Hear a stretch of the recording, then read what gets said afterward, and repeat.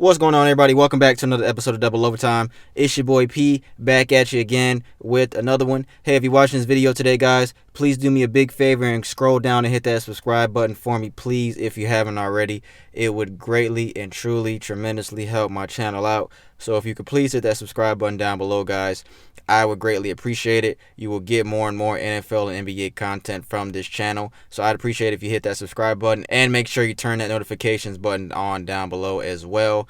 That way you are notified every time I drop a video of this NFL and NBA content, guys. Now, I'm kind of a couple days late with this video, guys. I apologize. I was supposed to put this video out before the actual season started on Tuesday this week, but I have been busy all week, man. I've had a lot of stuff going on, so better late than never. I'm still putting it out in a couple days after the NBA season started. So today I'm giving you guys my NBA predictions video. This shouldn't be a long one at all. I have two graphics here. I'm going to show you guys my 2021-2022 Eastern Conference predictions and Western Conference predictions. So I'll put my standings 1 through 15 and each conference of my predictions of where I think each team will end up this year.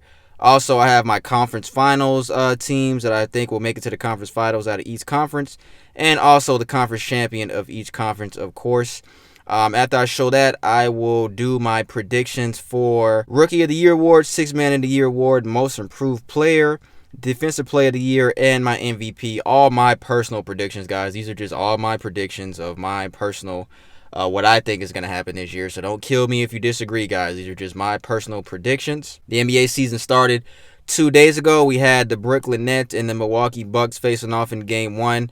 The LA Lakers and the Golden State Warriors facing off in Game 2. Milwaukee and Golden State actually came out on top in those games. I'll talk about that just a little bit. Milwaukee Bucks got their rings. They looked really good. Of course, the Brooklyn Nets are missing Kyrie Irving. I have a video about his vaccination, his response about his vaccination status. So, of course, Kyrie Irving is not with the Brooklyn Nets. But the Milwaukee Bucks, they look good. They handle business at home. They ended up winning the game 127-104. Warriors-Lakers, the first game with the LA Lakers' new big three of Anthony Davis, LeBron James, and Russell Westbrook. The Warriors actually came out on top in this game 121-114. Russell Westbrook had 8 points, 5 rebounds, 4 assists. He shot 4 of 13, 0 for 4 from 3. LeBron James, 34 points, 11 rebounds, 5 assists. Looked like typical LeBron James. This guy is still not slowing down, ladies and gentlemen, which is unbelievable. Anthony Davis, 33 points, 11 rebounds, 2 assists. Anthony Davis, he's always been the X factor for the Lakers to me. I think Charles Barkley said it best the other day, and I completely agree with him. Since he put on a Lakers uniform, he's been the X factor for that team.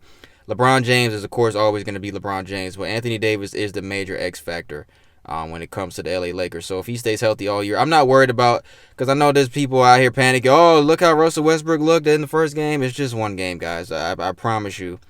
I promise you the Lakers are going to be okay, guys. They're going to figure this thing out. If you guys remember Miami's big three when it was LeBron, Chris Bosh, and D-Wade, they actually lost their first game in similar style to the Boston Celtics in that 2011 year, I believe. 2010, 2011, whatever year it was.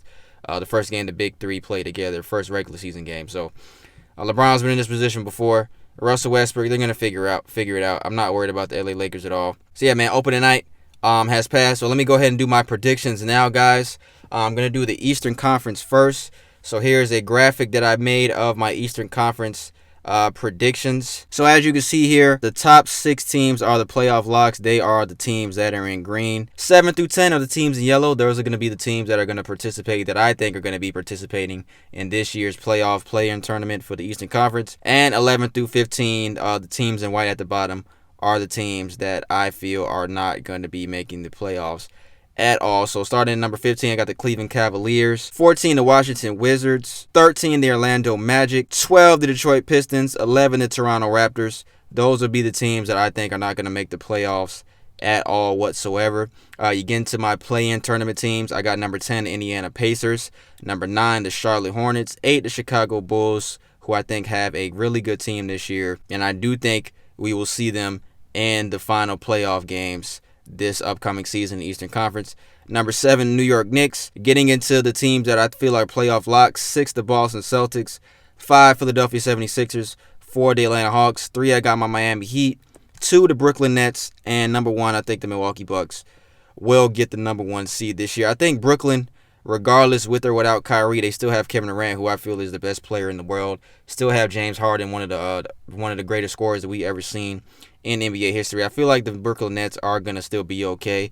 We don't know what's gonna happen with the Kyrie Irving situation. I'm not gonna sit here and say that I think Kyrie will be back, but I do think the Brooklyn Nets will be okay with James Harden and Kevin Durant and all the other pieces that they have around them as well. I do think that that they will be okay.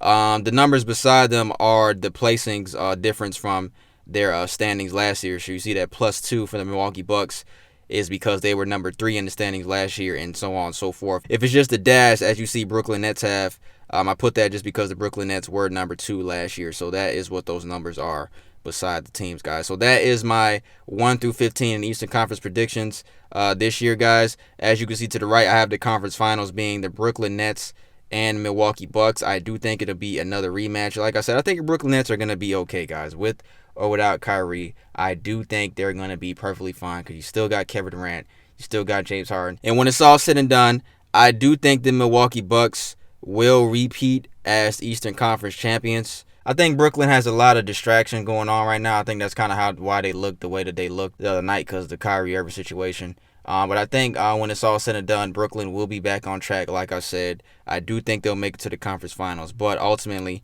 I do think Milwaukee will get the best of them again. I do think Giannis, he's gonna look better than he was. If you guys haven't seen Giannis's jump shot, has looked extremely better in the little that we've already seen him this season. His jump shot has looked like it has significantly improved. They already got 3-point shooting. The biggest loss that they probably had was PJ Tucker. He went to Miami. But I do think the Milwaukee Bucks will come out on top in the Eastern Conference, guys. So those are my Eastern Conference predictions. I don't want to spend too much time in each conference. So I got the Milwaukee Bucks going back to the NBA Finals, guys. Western Conference, let's start at 15. As you see on the graphic here, I got Sacramento at number 15, OKC number 14, San Antonio 13, New Orleans number 12, and Houston Rockets number 11. Those are the teams I do not think will make the playoffs, those last 5 teams in white. The 7 through 10, the play-in tournament teams, I got Golden State at 7, Portland at 8, Minnesota at 9, Memphis at 10. The teams that I think are going to be playoff locks, Dallas Mavericks at 6, LA Clippers at 5, Utah Jazz at number 4, Lakers at number 3, Denver Nuggets at number 2, and I do think the Phoenix Suns will come out as the number 1 seed in the Western Conference this year. I think Denver will be behind them, and LA will get number 3. Again, as you can see, the numbers on the side is their difference in their placing from last year's standings. Going to the conference finals, I do think the Lakers will make it to the conference finals, and I think they will battle the Phoenix Suns, which will be a rematch of last year's first-round matchup where the Phoenix Suns did beat the Lakers. Anthony Davis did go out with an injury. Like I said, Anthony Davis is a big X factor for the Lakers, guys. So I do think the conference finals will be Phoenix and LA. And I do think the LA Lakers will come out on top. I do think the Lakers will get back to the NBA Finals. And this is all, of course, we know injuries are going to happen in each conference. This is all, of course, if all, these teams stay healthy. My predictions aren't going to be 100% spot on. This is just what I think is going to happen this year, of course, guys. But I do think if the Lakers stay healthy, they are the oldest team in the league. I do think they will be back in the NBA Finals, like I said, especially if Anthony Davis stays healthy. They'll figure it out with Russell Westbrook. LeBron James is going to do what LeBron James always does. They're one of the deepest teams in the league. They came out with a loss on opening night, but it's just one game, guys. So I have the Lakers going to the NBA Finals to face off against the Milwaukee Bucks this upcoming season. But before I give my NBA Finals prediction, I'm going to do my yearly awards around the NBA, my predictions for those. So I'm going to start with Rookie of the Year. I think that's going to go to Houston Rockets' Jalen Green. I love what we've seen from Jalen Green already. I think he's going to be the guy that takes the Rookie of the Year award. He wasn't the number 1 pick, of course. That went to Cade Cunningham in Detroit, but I don't see Detroit or Houston having much success at all this year. I don't think either team makes the playoffs, as I just showed in my predictions. But I do think Jalen Green is going to come out on top in the Rookie of the Year award this year. Sixth Man of the Year, I'm going to give that to my boy Tyler Hero out of Miami Heat. He had a really big sophomore slump last year. Had a hell of a rookie year. But I think last year he kind of fizzled out. Last year didn't really have a good year last year. Miami's got him coming off the bench. I do think Tyler Hero is going to he's going to be a strong Sixth Man of the Year contender, and I do think he's going to win it this year. He looked really good in the preseason. He's looking good right now. I think we're beating up the Milwaukee Bucks right now. as I speak. I think Tyler Hero is going to get the Sixth Man of the Year award this year, guys. So I'm giving that to him. Most Improved Player award, I'm going to give that to Golden State's Jordan Poole. He's going to see a lot more minutes until Klay Thompson comes back. I loved how he looked in the opener. He actually made a really good, significant improvement last year. I do think Jordan Poole is going to be a strong contender and perhaps the winner of the Most Improved Player of the Year award. This one is a kind of hard one to predict when it comes to Most Improved Player, because it could just be a guy that just comes out of nowhere that just has a hell of a year. I think of all the awards to pick, I think Most Improved Player might be the hardest one to pick. But I'm going to give that to Golden State's Jordan Poole, who's going to see a lot more minutes with Klay Thompson being out. Hopefully Klay Thompson comes back strong, guys. I definitely want to see Klay Thompson come back and do his thing. So hopefully a speedy recovery for Klay Thompson. But I do think Jordan Poole is going to be the Most Improved Player this year, guys. Defensive Player of the Year. Now, I know this may be a little cliche, but if this guy averages over 2.5 blocks a game and close to a steal a game, he gets damn near pretty close every year. But if he averages 2.5 blocks or more again, I think it's going to go back to Rudy Gobert, man. He's going to be in the conversation for Defensive Player of the Year every single year that he's on the court and stays healthy. The guy's a hell of a defensive player. Like I said, I know it's cliche to kind of say this guy because he's in the conversation every single year, but we saw this with Dwight Howard too. Dwight Howard was in the conversation for a lot of years. Draymond Green as well, but I think those guys might be the only guys. Giannis is going to be in the conversation this year, but I think overall, I think it's going to be Rudy Gobert's. I think Defensive Player of the Year award is almost Rudy Gobert's award to win almost every single year now. They kind of gave it to Giannis the year before last just because, Rudy Gobert. Once a player wins an award 2 years in a row, it kind of gets like, all right, let's give it to somebody else. But I do think Rudy Gobert would take Defensive Player of the Year this year, guys. And finally, MVP award, I'm going to give that to Dallas Mavericks, Luka Doncic. He is going to be a MVP candidate every single year. This guy is an unbelievable player. I love Luka Doncic. He's one of my favorite players in the NBA. I do think some of the guys that are going to be in contention with Luka this year are guys like Stephen Curry, Giannis Antetokounmpo, Kevin Durant. Kevin Durant might be my second pick because before I came and made this video, I was going to say Kevin Durant. But I was like, I don't know, Kevin Durant, he's got James Harden over there. Luka doesn't really have anybody with that much skill, similar skill to him. Luka doesn't even have anyone close to him at all on the Dallas Mavericks. Kristaps Porzingis might be the second best player. He's not even close to Luka Doncic at all. So I'm going to give it to Luka, man, this year. Hopefully he gets the award. Hopefully my prediction is correct. I'm picking Luka Doncic as this year's MVP award winner, man. This dude is unbelievable. I think he's going to get better every single year as the years keep going on. So that's my MVP pick, guys. Rookie of the Year, like I said, Jalen Green. Sixth Man of the Year, Tyler Hero. Most Improved Player, I get out of Jordan Poole. Defensive Player of the Year, Rudy Gobert, and MVP award, Luka Doncic. And finally, guys, I'm going to give you my NBA Finals pick. Like I said, I do think it's going to be the Lakers and the Milwaukee Bucks. Granted, that's if everybody stays healthy. And with that being said, guys, if I had to pick a winner in the NBA Finals, if that was the Finals and everybody was healthy and it was those two teams, I'm going to have to say the LA Lakers, man. I don't see anybody beating the LA Lakers when it comes to playoff time. It's going to be a long season, guys. That was just one game the other night. It's going to be a very long season, playoffs included, play-in tournament included. I do think the Lakers are going to come out on top. They are too deep. I don't care how old this team is. Anthony Davis is that X factor. Russell Westbrook is one of the best players we've ever seen in NBA history.